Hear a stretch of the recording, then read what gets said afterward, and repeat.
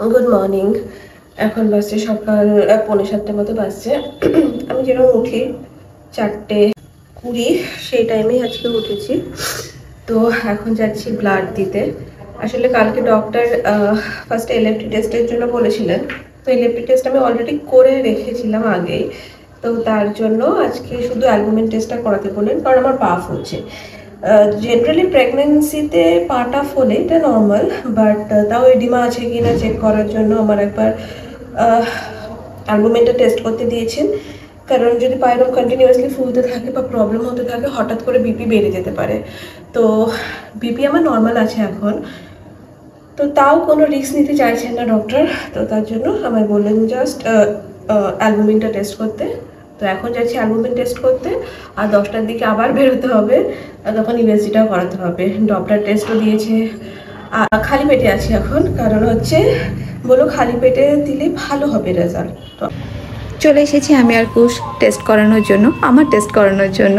তো বেশিক্ষণ টাইম লাগেনি, এই যে লাইনে যেটুকু দাঁড়াতে সময় লেগেছিল ব্যাস ওটুকুই। তারপর ফটাফট হয়ে গিয়েছে, ব্লাড দিয়ে তাড়াতাড়ি বাড়ি এসে স্নান করে একদম রেডি হয়ে নিচে নেমে গিয়েছিলাম খাবার জন্য। আমি কুশ মাম্মা বাবু সবাই একসাথেই খেয়েছিলাম, কারণ কুশ তো আবার বেরোবে, আর দুপুরবেলায় যেহেতু কুশ থাকবে না সেহেতু আমি আর মামামি যাব।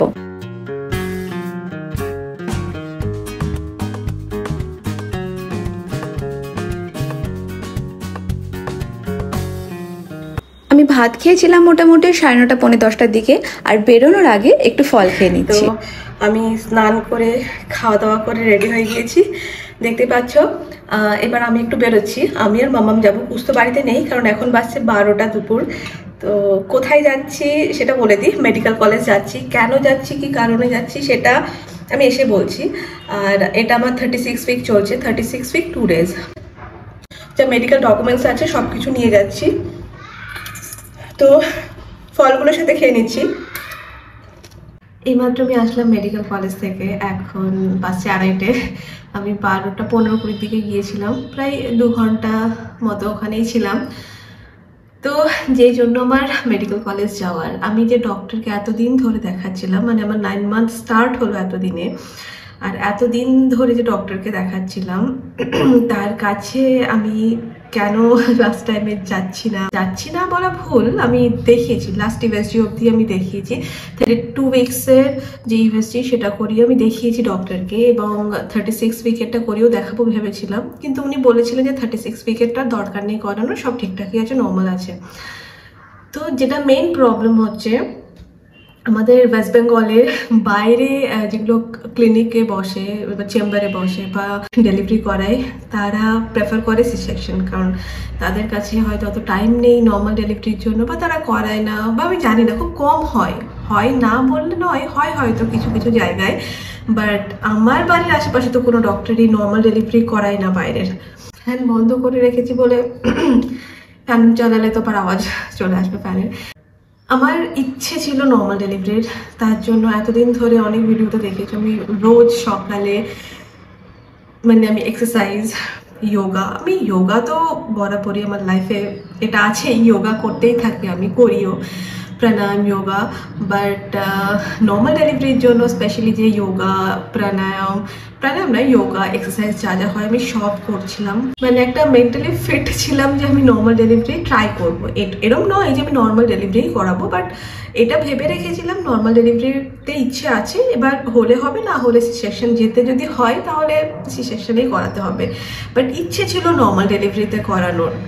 তো আমি যে ডক্টরকে দেখাতাম এতদিন ধরে, 2 ডেট দিয়েছে, তার 10 দিন আগে আমায় যেতে বলেছিল, দিয়ে পার্টিকুলার একটা ডেট নিয়ে নিতে বলেছিল। তো নর্মাল ডেলিভারি তো না। তো আমি মেডিকেল কলেজে দেখানো স্টার্ট করেছি, জাস্ট কিছুদিন আগে আমি দেখানো স্টার্ট করেছি। আর বোন ও ওখানকার নার্সিং স্টাফ, তো তার জন্য আমার একটু হেল্প হয়েছে। ও বাকি ডক্টরদের সাথে আমার কমিউনিকেট করাতে হেল্প করেছে, এবং ও থাকার জন্যই আজকে অনেক কথা, অনেক আলোচনা হলো ডক্টরের সাথে। তো ডক্টর যেটা বললো, প্রবলেম ফার্স্ট আমার এজ, 30+ এজ হয়ে গেলে নর্মাল ডেলিভারি একটু টাফ হয়, তারপর ফার্স্ট বেবি। তো আমার 30+ এজ, ফার্স্ট বেবি, তো নর্মাল ডেলিভারিতে প্রবলেম হবে। আমাকে ফার্স্টেই ডক্টর বলে দিল যে ইউটেরাসের কন্ট্রাকশনে একটু প্রবলেম হয়, ইউটেরাসের কন্ট্রাকশন অত ভালো হয় না। বিফোর যদি আর্লি 30 হতো তাহলে হয়তো করিয়েই দিত, ডক্টর ডাইরেক্টলি বলেই দিলেন।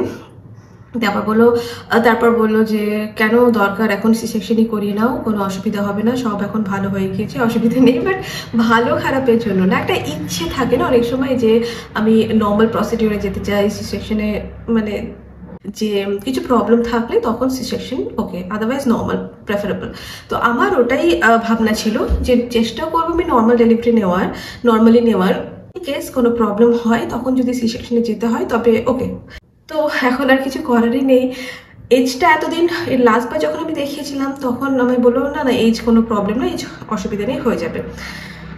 কিন্তু আজকে যেহেতু সুচিস্মিতা ছিল তো ডক্টর ডিরেক্টলি বলে দিলেন যে এজটা ম্যাটার করে, ইউটেরাসের কন্ট্রাকশন অত ভালো হয় না এই 30+ এজ হয়ে গেলে, তারপর ফার্স্ট বেবির ক্ষেত্রে। তো তার জন্য আমি বারণ করলেন নর্মালি নিতে। এই যে প্রেগনেন্সি, ডেলিভারি এগুলো মানে ইম্পর্ট্যান্ট, ভ্যালুয়েবল, প্লাস একটু সেন্সিটিভ অলসো। তো এত কিছু ভাবলে তো হয় না, যেটা হওয়ার আছে সেটা হবে। এটা বেবিটা সেফ, হ্যাপি, হেলদি থাকে তাহলেই হবে। ব্যাস। তো আজকে তো এইরকম কথা বলে আসলাম। টুকটাক এক্সারসাইজ, যোগা এগুলো করবো, এমন নয় যে আমাকে বললো সি সেকশনে যেতে হবে তার মানে আমি সব কিছু ছেড়ে দিলাম, বেড রেস্টে পড়ে গেলাম, তা নয়। অবশ্যই তা করবো না, আমি সবই যা যা করছিলাম তাই করব, কিন্তু সি সেকশন হোক, তারপরে যাতে আমার পোস্টপার্টাম টাইমটা আমার তাদের রিকভারি হয় সেটার জন্য আমাকে এখন থেকেই ভাবতে হবে। ব্যাস এইটুকুই তোমাদের বলা ছিল। লাঞ্চ করে যাইনি, এখন লাঞ্চটা করব, তারপর একটু রেস্ট নেব। বিকেলে আবার আমার পড়ানো আছে, পড়াতেও হবে। তো 2:30 এখন অনেক বেজে গিয়েছে। লাঞ্চে ছিল বোড়া সেদ্ধ আর 2টো ডিম। ডক্টর আমায় রোজই 2টো করে ডিম খেতে বলেছিল, বাট এই গরমে কি রোজ 2টো করে ডিম খাওয়া যায়? তাই মাঝে মাঝে একটা খেতাম, কখনো 2টো, কোনো দিন তো স্কিপও করে দিতাম। পুষ্কু বকাবকি করতো ডিম না খেলে, কিন্তু গরমে না বেশি ডিম খেতে পারতাম না। তো ব্যাস লাঞ্চটা ফাটাফাট করে নিই, তারপর একটু রেস্ট করবো।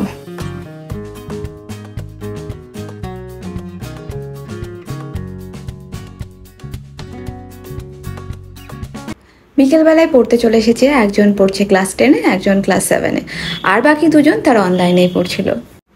ডিনারে ছিল রুটি, আলু ভেন্ডির সবজি আর একটু স্যালাড, সাথে ছানা জিলিপি, যেগুলো মা পাঠিয়েছিল, কিছু রেখে দিয়েছিলাম। এই 1-2 করে খাচ্ছিলাম, বেশ ভালো লাগছিল খেতে তার জন্য। আর তারপর আমার পছন্দের আইসক্রিম।